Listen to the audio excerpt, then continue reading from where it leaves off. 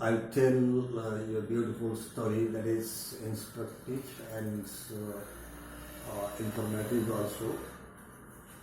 One day there was a boy in a certain school reading in low class. He was very weak in present perfect so far as tense is concerned. He used to write, I have wrote, I have went. Instead of writing, I have written and I have gone. He would often write, I have wrote, I have went. Many teachers came. It took 8 months still.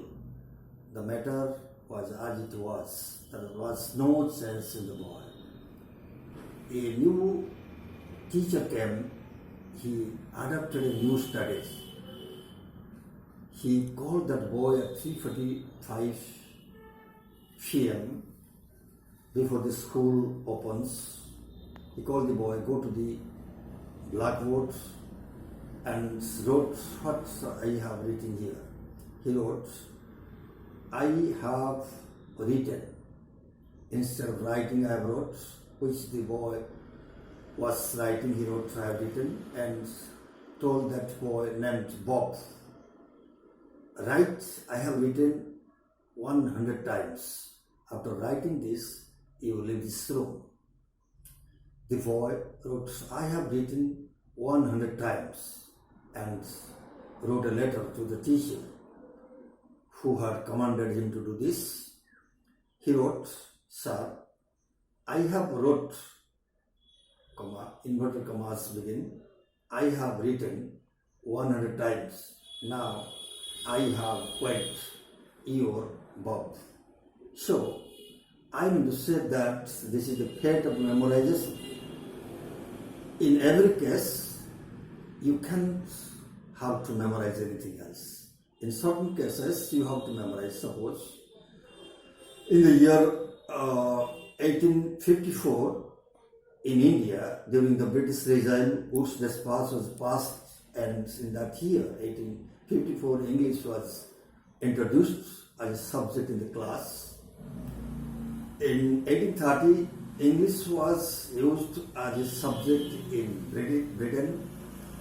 In 1894, English was introduced as a subject in Oxford University. In 1910, English was introduced as a subject in Cambridge University.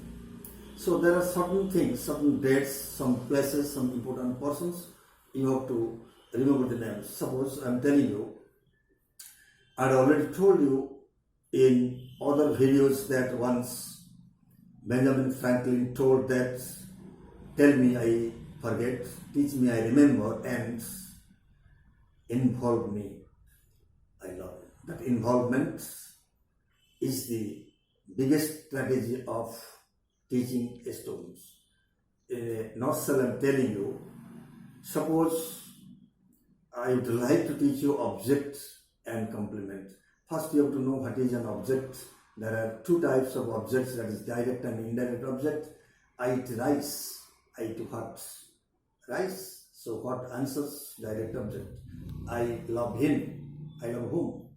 Him. So whom answers indirect object. And complement generally comes after is and link verbs. You will find the examples in your book. So first know what is object, what is complement. Then it will be easier for you to know more things, and after that you will go to the exercises